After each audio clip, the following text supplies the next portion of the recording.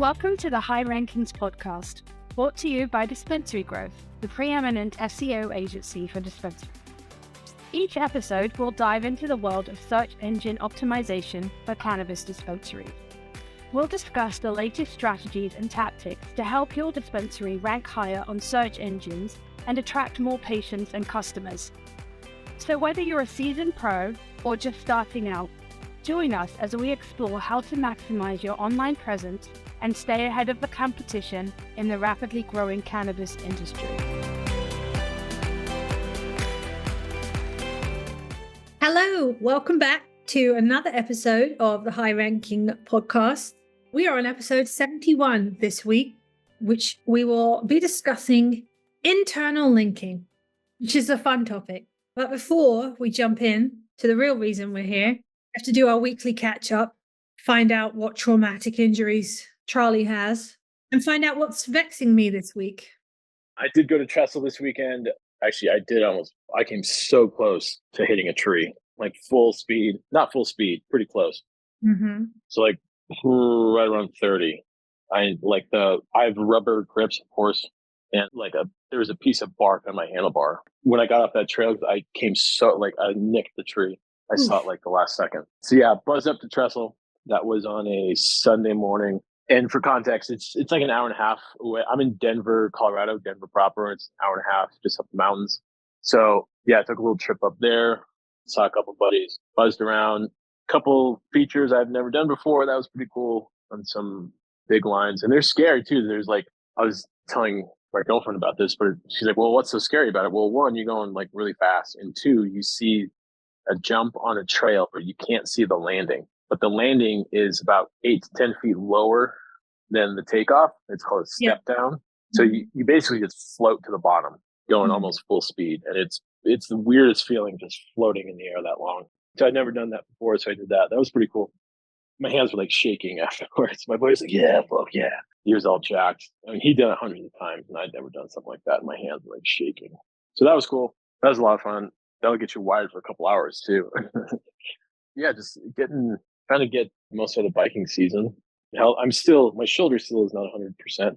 Saw the fam. That was pretty cool. My nephew is back in high school today, and he's like 6'3" already. Oh, gosh.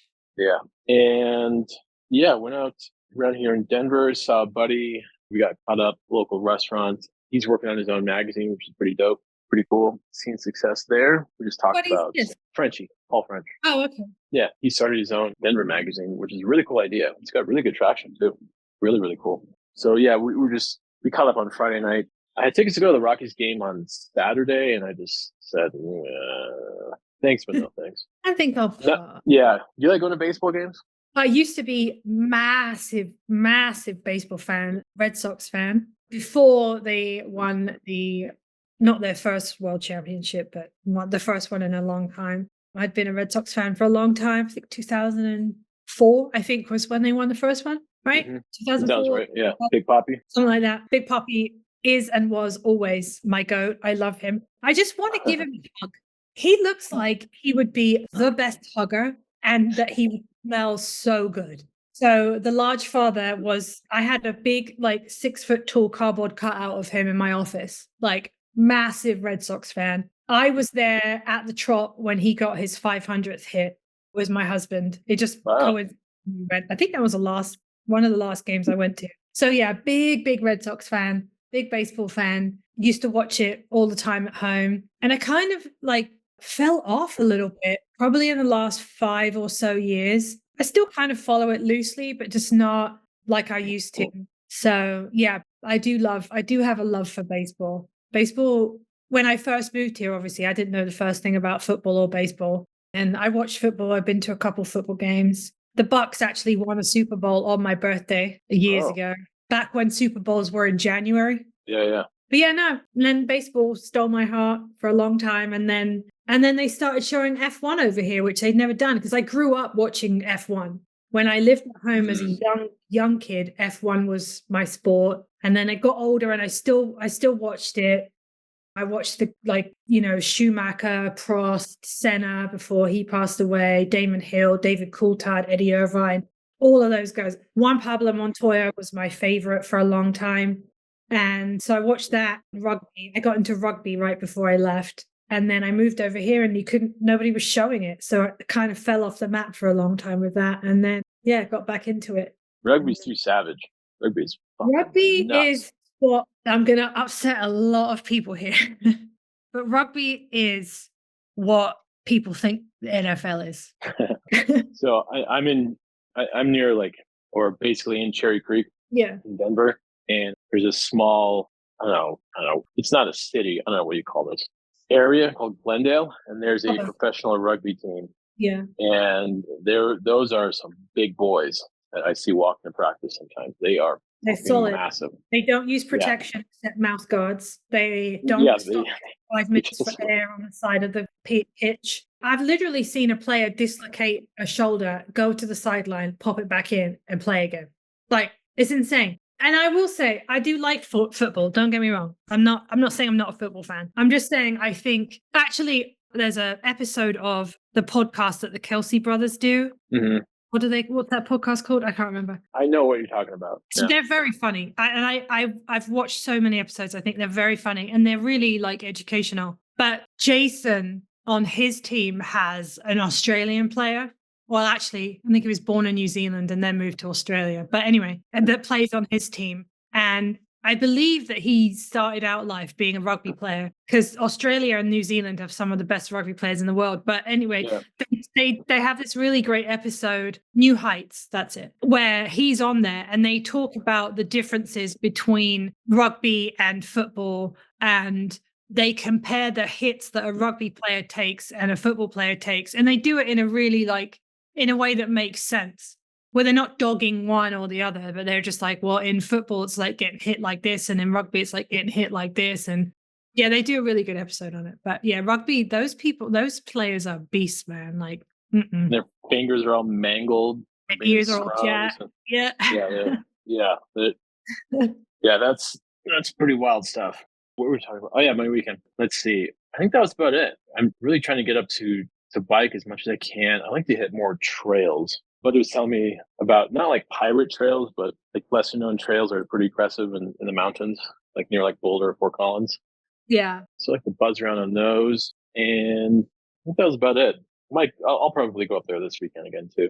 Maybe stay for a bit. We'll see. I don't know. How about you? What did you do? Honestly, so Friday I went to my aunt's house and caught up with them, and then we all went for like dinner Friday night. And then we were keeping an eye on the weather because one of the guys that Joe works with, he had Buddy in town from North Dakota, and we were going to take them out on the boat on Sunday, but it was just too choppy out there, so we didn't get to go out. But we did some back to school shopping because the kids went back yesterday. So we did some back to school shopping. Didn't really do too much. And then I watched the closing ceremony of the Olympics that went on and on and on.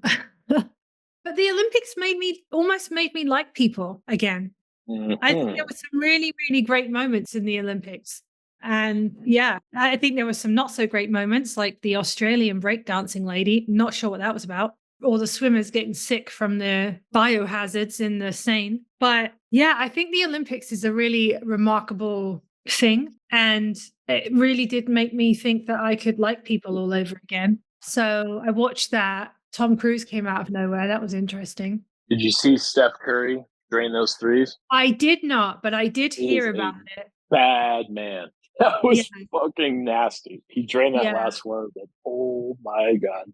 But he saved the game before that, didn't he? Against, was it Serbia or somebody? I think it was Serbia, yeah.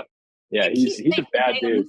I don't know much about him. I don't know who he plays for or anything because basketball just wasn't a sport I ever got into. But yeah, his name has been everywhere. But I don't know. I just think there's something really special about the Olympics, and you get to see some real like highlights of humanity. And then now that social media is so prevalent in what we do all the time, being able to see the Olympics from the athlete's perspective and seeing them like fangirl over other athletes, or, you know, like the muffin guy, the muffin man from Norway, he became popular. And I don't know, I just, in moments when people get on my last nerve, like being reminded of like, oh, okay, no, this is what it's supposed to be about. So watch that. And then gloriously, the kids went back to school yesterday, and it's the first time in weeks that I've had this house to myself. And I spent the entire day cleaning it, like top to bottom, doing laundry, cleaning, vacuuming, mopping, dusting, like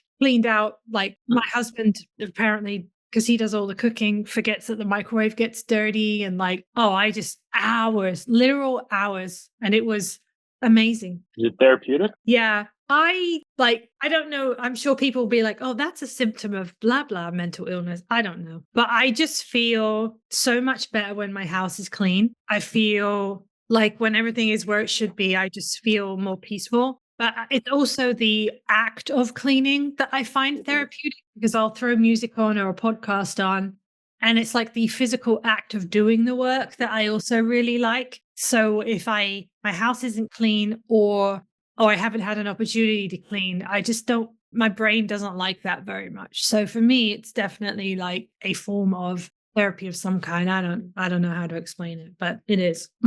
So yeah, all day. Yes. Like, Yeah. I don't mind vacuuming my place, or I like cleaning my bike. I mean, it's covered in mud over the weekend from rain in the mountains. And I mean, I like cleaning. Yeah, I get that. Taking care of your stuff.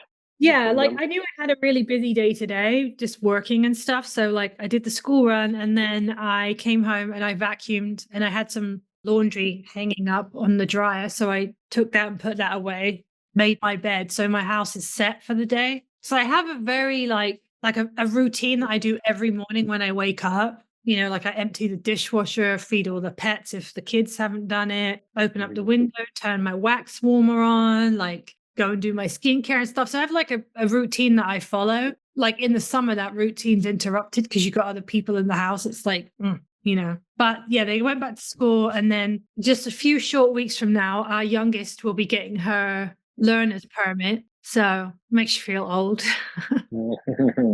She will be driving, which is quite terrifying. That's wild. So, but I think she's going to be a better driver than her brother is, because I think, well, he's a boy. He's a teenage boy, so there's that. But she's just naturally more cautious, I think. Yeah. Gotcha.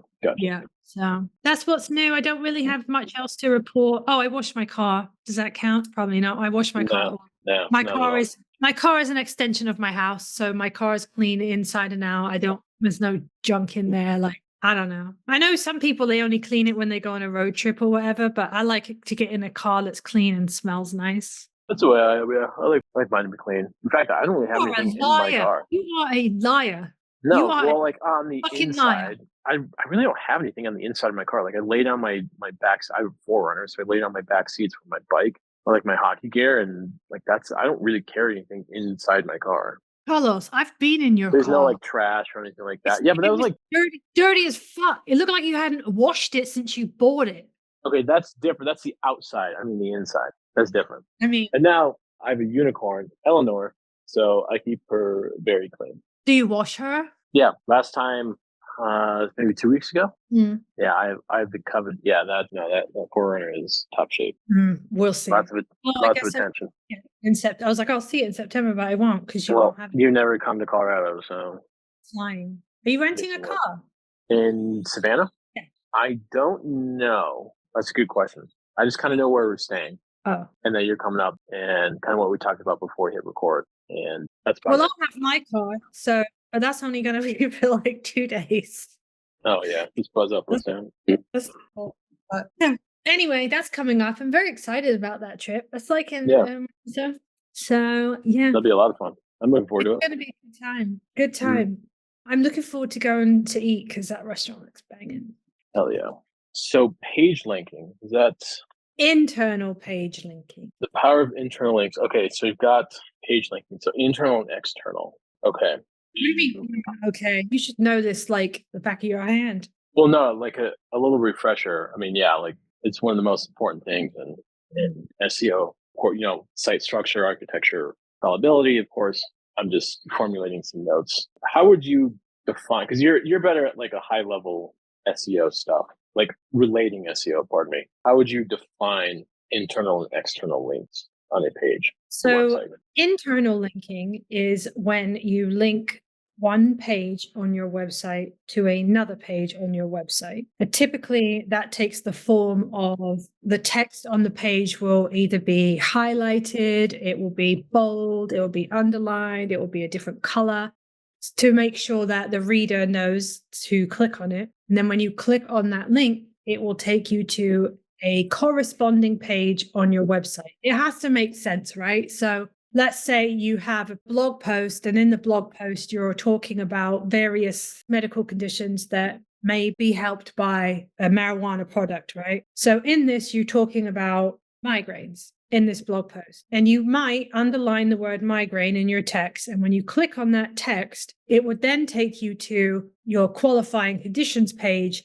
specifically about migraines. And so contextually, it makes sense. What you don't want to do is take a blog post about qualifying conditions and attach it to something that makes no sense, like anything that's not contextually in there. So whether it's specifically about measurements of marijuana or something like that, it literally has to make sense for it to be linked internally. Mm-hmm. Externally, it's going to look the same. It will be bold, underlined, a different color, whatever. And when you click on that link, it will take you to a reputable website that also contextually makes sense. So for example, in this example, we were talking about migraines. It might take you to, say, a website page from the Mayo Clinic that discusses, a high level look at what a migraine is and how you can, treat migraines, etc. What it's not going to do is take you to a link from some random blog post from somebody else that's got no reputable website, or take you to a different page on the Mayo Clinic website that makes no sense. So it has to make sense contextually. So internal or on-page linking is going to be within your own website, and external or off-page linking is going to take you to a reputable website that's not yours. Got it. Okay. And then when you've got a plan, like a content calendar, let's say you have a silo all about qualifying conditions. You've got a parent page, you've got the child pages. So internal linking can pull that all together then, correct? So that's it creates that. And then what would be the benefit of that then?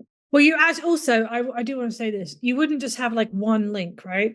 Ideally, you want say 3 internal linkings, 3, if it makes sense. If it doesn't make sense, you don't want to link just to link, right? And a lot of times you might have a piece of content that initially has like, say, a link on it, an internal link. But as you build a website, you're going to link to other pages that you've now built, that have been built since you did the original page, right? So that's why you can go back and you can relink it. Gotcha. Okay. That's why it's important to have a plan and to get everything together and to methodically have the correct approach. Yeah. Exactly. So, sorry, to go back and then answer your question, I bet there's a bunch of benefits in internal linking or on-page linking.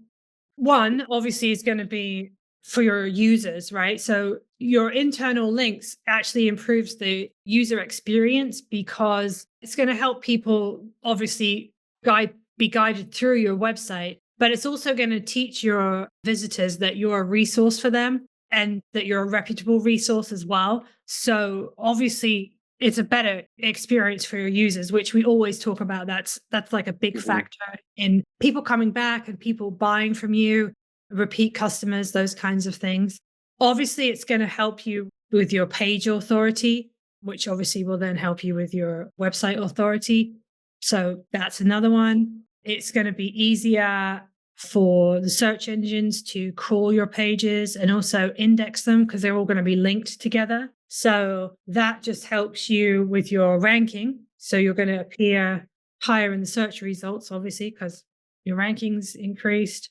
I feel like I'm missing something here, but there's more than one benefit to doing it for sure. Yeah, it keeps a website organized too. So there's not a bunch of shit on your domain, right? www.dispensary.com/Michigan dispensary locations /Lansing /Traverse City. Like all of that should be, at the top level should be organized. And then when you actually get into the pages and page link it, contextually, like you were saying, on the city pages, relevant contextual linking, that they should link up to the parent page. as well. So Michigan in that case is the parent page, and then that should link down as well. So it creates a silo, almost like a circuit board, and that in turn creates the rub of SEO, really, with topical authority, and that pushes up your GBP, which is your map pack. And that's where all the money is. That's where all the customers come from. And it makes it easy. If you have a strain about like a blog post about like cannabis strain or about wedding cake, then you should link that wedding cake to your menu page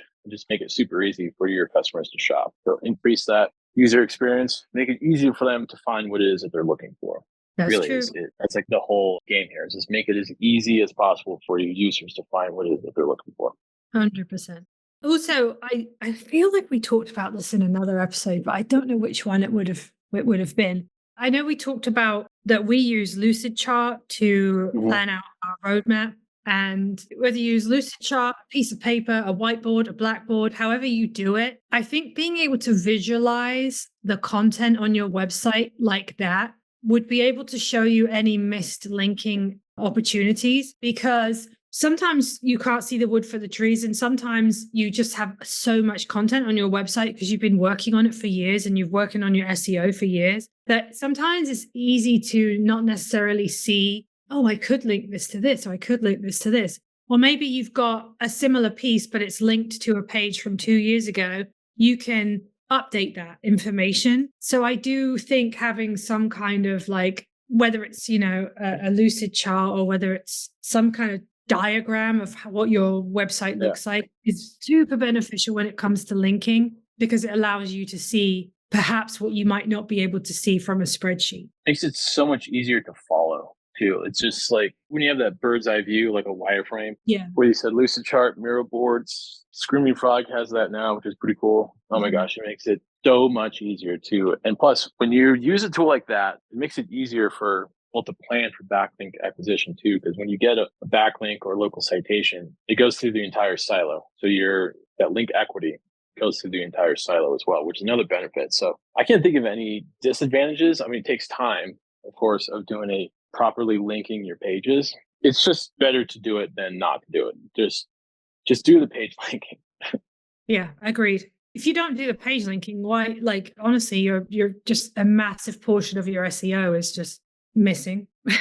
So when you do your keyword research, then an easy way to do that, when you build new content, say you've got your content calendar up, an easy way to do this is to go into your analytics or your search console and see which pages in a specific silo or section to like a blog are performing the best. And then you can take the topic of that page and put that keyword in your content outline or your new page topic.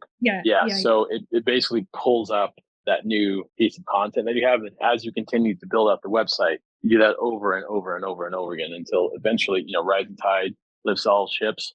That domain authority increases. Then inherently your map pack rankings will increase over time as well. That's the goal. Yeah, because it's like a team approach, right? You know what? I'll liken it to something from the Olympics. I don't remember what they call it these days, but I grew up calling it synchronized swimming. It's called something else now. I don't know. But basically, there's so much that goes on under the water, right? In order for them to lift one of their teammates up and out for them to do a flip or whatever they're doing, right? So think about it like your internal linking is doing all of that hard work under the water. All of these pages that you're linking to and from are doing all that work under the water that you're not seeing in order for this one page to be lifted up and out and to do the flip and then to get ranking higher on the search engine. That's pretty good. You can make anything topical if you give me a chance. Yeah, everything behind the scenes is happening. All the proper pages are indexing. You've got a keyword strategy. Yep. Yeah, you've got a content calendar, certain cadence. Yeah, that's pretty solid. Pretty good. Is there any tools that come to mind that help with internal linking? We already talked about that, so. I mean, yeah, we use Screaming Frog. That definitely helps. There's a page. There's a plugin. Yeah, Yoast is. I love Yoast. There's a WordPress plugin. I believe it's called Page Whisperer, or maybe Link Whisperer. It provides you linking opportunities. That's a pretty cool plugin too. And plus, page linking. I forgot to mention this earlier. It's an easy way to get like small wins on quote old content. You can just link old content to newer content and vice versa, and just get like a little boost overnight. So yeah, page linking is really like a cheat code if you do it right. Yeah, So definitely. yeah, as far as tools, I know that I kind of got off topic there. As far as tools, Screaming Frog with page linking, you want to keep an eye on broken links, mainly external links. So you can use a tool like SEMrush, Ahrefs. But I think those two tools really cover it. Well, that And then, and internally, like we talked about, with a bird's eye view, like using Lucid Chart or something equivalent. yeah. That's definitely another tool. Or if you prefer a spreadsheet, I just don't think that this spreadsheet's as effective because but I think that also depends on the kind of way that you work and the way that your brain operates, right? Some people they can look at a spreadsheet and this amazing, beautiful image appears in front of them. Me, I'm not that way. I like to visually see it. So, whatever way that you operate and your brain works is what's best for you. I'm the same way. I'm the visual person. I mean, you've seen me use like Tupperware for like demonstrations to You use all kinds of weird things, demonstrations. Dispensaries. Your cell phone is a popular one. Yeah, I use my cell phone, but it's like an easy way to relate it too. Like that's just how my brain thinks or works, Yeah, 100%. Exactly. I think what's best is what works for you. That's the best tool. So if it works, it's the best tool. If it doesn't work, it doesn't really matter, does it? Yeah, right. Okay, I think we've got tools on here. It's important to run audits at least every other day to catch, like when you page link an external, so that it catches broken links. The tools we just mentioned, SEMrush, Ahrefs, Screaming Frog, definitely run audits. You don't want to overlink, depending on the page count, of course. I wouldn't go more than, certainly not double digits. What is the danger of overlinking though? Like hogs everything too much? Yeah, and then it can kind of direct your Google crawling to like the wrong destinations. So yeah, you don't want to over optimize it. Mm-hmm. And then orphan pages are bad as well. So orphan pages are pages that have no links to them are off. So hence the name orphan pages. So that can easily be taken care of with page linking. Right. Other than that, I think that about covers it. Just again, we say this almost every episode. Just have a proper plan with calendar, a content calendar, do good keyword research. And then through that research, put those keywords against what pages are already ranking on your website. Because you can take the ones that are already ranking, some of those main keywords, and put them in your new keyword list for easy page linking for like a quick win. And yeah, like you said, just keep it contextual and test it, keep an eye on it and audit, and you'll be good. Yeah, and all pages need on-page and off-page linking, internal and external linking. And also make sure you verify the off-page that you're linking to. Don't link to a PDF, or we see that from time to time. It should be like a strong domain authority. It should be on the first page of Google, really. Yeah, ideally. And it should contextually make sense, like you said. Yeah, 100%. Because those are the things that will, you could put all the efforts in, but if you don't make sure that you're doing it properly, then you're hurting yourself in the long run. Mm-hmm. Exactly. Well, I think that just about sums up our internal linking. But if you have any questions, you can always find us on LinkedIn, Instagram, and YouTube. Give us a listen and then subscribe and give us a review because we like those. Let us know what you think. Yeah, only if you're nice. Also, what is vexing? This is a good one. This one, I have to send you something via text, but it will make sense in a minute. Okay. I'm going to text you a word and I want you to say this word out loud. Okay. So hold on. Okay. What does that word say? Supposedly. Okay. What's vexing me this week? All right. Is this. I get people mispronounce words. I get it. Right. I understand, especially being an English person in America. I understand that you guys mispronounce words all the time. Okay. Herb, for example, has an H at the beginning. I get that. But the other day, I was watching a YouTube video and this person was reading text messages. Okay. Reading them. And in these text messages, the word supposedly had come up a couple of times. This person who was reading these text messages said supposedly, like with a P. And I thought the first time I heard it, I thought maybe I misheard it. Maybe they, mispronounce words because they're reading or whatever. This person mispronounced it 3 times. Pacific instead of specific. supposedly instead of supposedly. It vexes me. It really does. It really, truly does. I cannot deal. I just can't. It upsets me so much. And I get picked on a lot by people because I say things differently. So I feel like I can say that this vexes me because it's not even a mispronunciation because of countries that we're born in. This is literally you're not, everybody says this the same way except you who's reading it and putting a P where there's a D. We used to work with a guy who would say the word was sustainability and he would say sustainability. And I said, yeah, and it didn't, like grind my gears or anything like that. I was just like thinking, like, I don't know how you screw that up. Like, kind of a donkey, but it was just funny. So I used to like text him. I would like make it a point. I would try so hard to text him the word sustainability in like a sentence and see if he could read it out loud, just to like get him to say the word. I think he caught on after a while. But yeah, we used to work in a magazine where sustainability was a focus, and he would call these companies and he would say that, and dude, what are you doing? Yeah, if I'd heard that, that would have been a problem because you're making us look like idiots at this point. Yeah. So, I mean, there's like certain words, like people always go, "Oh, you can't say aluminium," but like it's literally spelt aluminium in England, and it's literally spelled aluminum here in America. Like they're not even spelt the same way, so nobody's mispronouncing because they're spelt so differently. But people go, "Oh, say aluminium," like, but when you're literally reading a word and you don't say it correctly, come on now. Yeah, I was just going to ask, is it literally or literally? Well, we in England like to pronounce our T's. You over here change your T's into D's. Like we say water, or in some places we forget there's even a letter there and we say water. You say water, like there's a D in it. Water. Doesn't even make any sense. I saw like a TikTok or like a YouTube short where a guy's like, he's like, look, I'm American. And then he goes, let me just put this on my credit card. I thought that was pretty funny. I'll have to send it to you. There's a guy on TikTok. I said it to one of my kids because she likes to like sometimes mimic the English accent. And it's this guy, he's English, and he's teaching kids how to say English phrases, but as if there's a run on the sentence, like they're all one word and they don't connect very well, which is literally how some people speak over there. So I send to them all the time.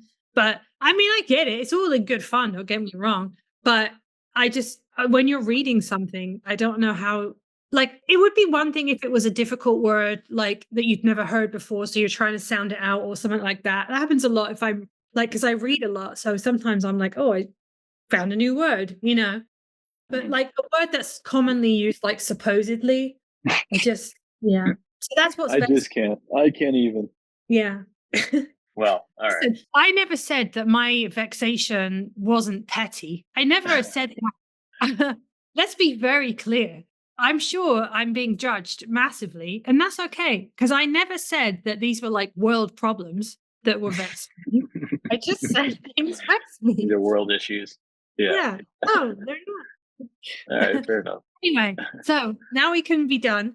Find us on LinkedIn, Instagram, YouTube. Like, comment, subscribe, give us a review, and we will be back next week with a brand new episode. Peace. And that's a wrap for today's episode of the High Rankings podcast, brought to you by Dispensary-Growth, the preeminent SEO agency for dispensaries. Thank you for tuning in.